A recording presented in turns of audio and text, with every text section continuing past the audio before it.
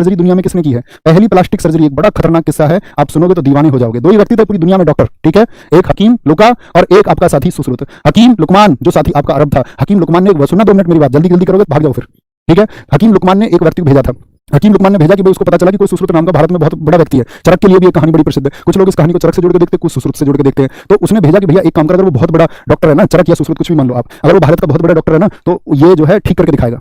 तो उसने इधर से एक व्यक्ति को चिट्ठी लेकर भेजा हकीम लुकमान ने, और सच में बहुत बड़ा चिकित्सक था हकीम लुकमान। तो हकीम लुकमान ने भेजा ना, उसको बोला कि चिट्ठी लेके जाओ, चिट्ठी लेके भेजी कि भैया तू जो है बस एक काम करना कि जहां उसको कुछ पेड़ बताए, इन पेड़ों के नीचे सोते हुए जाना, ठीक है, और ये चिट्ठी लास्ट में खोल तुझे सिर्फ चरक को जाके दे देनी है।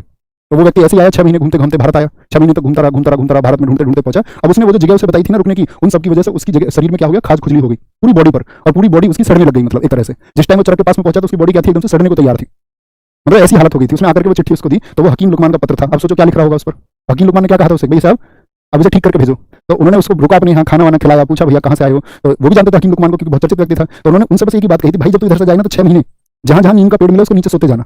एक ही इंस्ट्रक्शन दी, नीम के पेड़ के नीचे सोते हुए चले जाना दिन में। तो वो नीम के पेड़ के नीचे सोता सोता गया और 6 महीने बाद ठीक हो गया। तो ये दो मतलब डॉक्टर्स के बीच की एक साथी, आप समझ सकते हैं संघर्ष की बात थी कि एक दूसरे के ज्ञान को जांचना चाह रहे थे, उनको ज्ञान है या नहीं है। तो वो इतने दिनों में वहां जाके ठीक हो गया। तो हकीम लुकमान ने अपनी जो पुस्तक लिखी है वहां पे, जैसे चरक ने चरक संहिता लिखी है, ऐसे हकीम लुकमान ने अपनी पुस्तक लिखी है। तो उसने माना है कि इस पूरे ज्ञात ब्रह्मांड में, ठीक है, जितने मैं जानता हूं चिकित्सकों को, उन सब में सर्वश्रेष्ठ चिकित्सक अगर कोई है तो वो भारत के चरक हैं। ये बात मैं आपको बताना चाह रहा था, ठीक है। तो ये भारत के लिए गर्व की बात है। भारत के साथ ही अगर हम बात करें, हम भारतीयों के लिए बहुत गर्व की बात है कि इतने इतने महान व्यक्ति हमारे यहाँ पर पैदा हुए। आगे